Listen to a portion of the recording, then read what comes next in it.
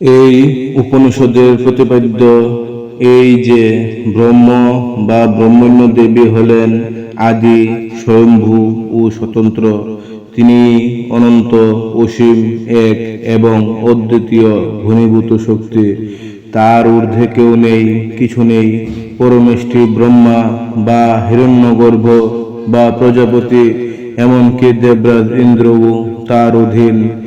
এদের এই দুজনকে কৌশিকী উপনিষদে বলেছেন দ্বারগোপৌ, অর্থাৎ ব্রহ্মণ্যদেবের দ্বারপাল মাত্র।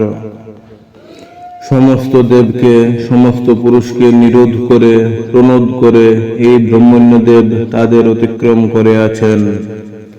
তাকে কেউ অতিক্রম করে না। সমস্ত দেবতা তারই অধীন।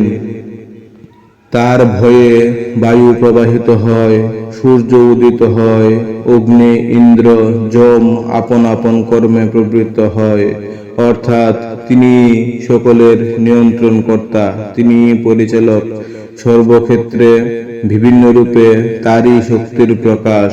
বৃহদারণ্যক এবং কৌশিকী উপনিষদে অজাতশত্রু বালাকি সংবাদে এই তত্ত্বই পরিবেশিত হয়েছে। দৃপ্ত বালাকির গর্ব চূর্ণ হলে রাজর্ষি অজাতশত্রু তাকে বলেছিলেন, এই সকল দেবতার যিনি কর্তা তিনি ব্রহ্মণ্যদেব, তিনি বেদিতব্য। দেবতারা বিনম্র চিত্তে তাই সেই পরমাত্মার উপাসনা করেন। অহংকার রূপ অসুর ভাব উপসৃত হয়ে জীব যখন মানসিক সংকল্পে স্থির থেকে জিজ্ঞাসু হবে, সনিষ্ঠ হবে, তখন তার মধ্যে যে ভাব উপজিত হবে তা হলো দৈবী ভাব। এই ভাবই তখন তার হৃদয়ে সত্যগুণের উজ্জীবন ঘটাবে, বিবেক বুদ্ধিকে নির্মল করবে। তমগুণহীন নির্মল হৃদয়ী বিদ্যার স্থান, ব্রহ্মবিদ্যার প্রকৃত ক্ষেত্র। নিরুপম ব্রহ্মজ্ঞান তখনই স্বতঃস্ফূর্ত হয়ে ওঠে। বিবেক সেই স্ফূর্তিকে জানিয়ে দেয়। ঋষি এখানে রূপক আকারে যাকে বলেছেন হৈমবতী উমা।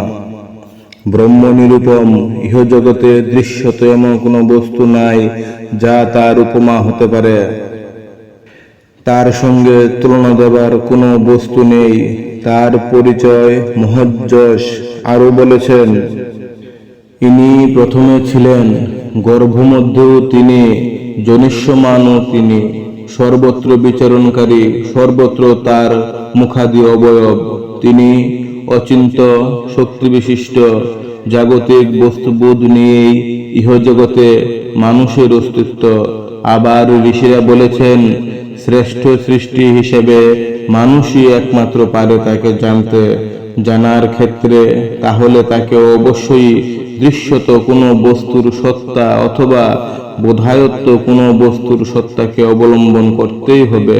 উপনিষদ একেই বলেছেন আদর্শ। যখন ইন্দ্রিয়াদি দেবতার উপমা সহায় তখন অধিদৈবত আদেশ, আর যখন মানসিক সংকল্প নিয়ে ধ্যান ধারণা, বারবার চিন্তা ইত্যাদি সহায় তখন তা হয় আধ্যাত্মিক আদেশ। এই উপনিষদে আখ্যায়িকার শেষে এই দুরকম আদেশই উপবিষ্ট হয়েছে। সেই সঙ্গে ঋষি বলেছেন তাকে তদ্বন নামে ভজনা করতে, কেননা তিনি তদ্বন অর্থাৎ নিখিল প্রাণীবর্গের আত্মস্বরূপ, প্রিয় বস্তু। আধ্যাত্মিক বিচারে এই ধারণাকে বলা হয় অন্তর্দৃষ্টি বা বোধি।